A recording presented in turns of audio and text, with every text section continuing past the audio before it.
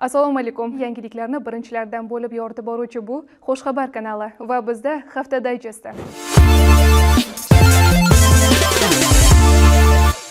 Hurmatli prezidentimizning g'amxo'rligi va e'tibori natijasida qoraqalpog'istonlik yoshlarga qator imkoniyatlar yaratib berilmoqda. Shular qatorida 2022-yil 31-avgustdagi 213-sonli prezident farmoni bilan har yili Qoraqalpog'iston Respublikasida doimiy yashovchi va hamda umumiy o'rta maxsus va professional ta'lim muassasalarini tamomlagan yoshlar uchun to'lov kontrakt asosida qo'shimcha kvotalar ajratilib kelmoqda. Joriy yilda ham shahar va tumanlar uchun zarur bo'lgan mutaxassisliklar sonidan va kadrlarning ishchi zaruriyatidan kelib chiqib 10 ming kvota qo'shimcha ajratildi. Bunda viloyatlardagi oliy ta'lim muassasalarini tanlagan abituriyentlar uchun qo'shimcha to'lov kontrakt asosida 7 ming kvota berilgan bo'lsa, Qoraqalpog'iston Respublikasidagi oliy ta'lim muassasalari uchun 2 ming kvota, Toshkent shahridagi oliygohlar uchun 1000 kvota to'lov kontrakt asosida ajratildi. Qo'ng'irot-Mo'ynoq avtomobil yo'lida asfalt yotqizish ishlari davom etmoqda.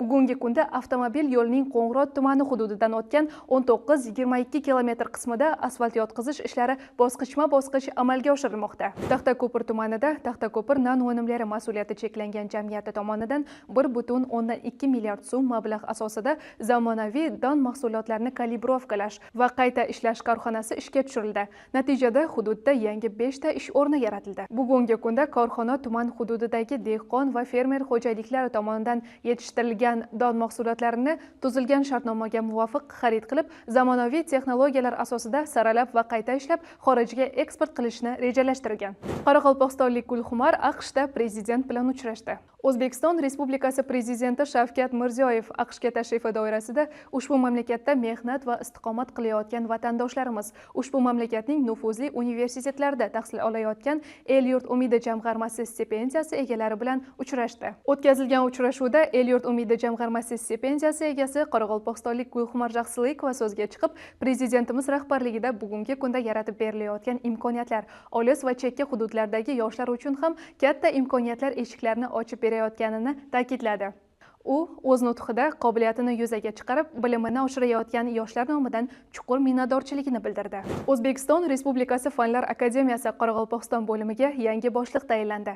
Ushbu lavozimga Rimov Ahmed Mambetkarimovich tayinlangan bo'lib, shuningdek, Qo'sekeyev Bayram Qallibekovich Qoraqalpog'iston Respublikasi Turizm boshqarmasi boshlig'i lavozimiga tayinlandi.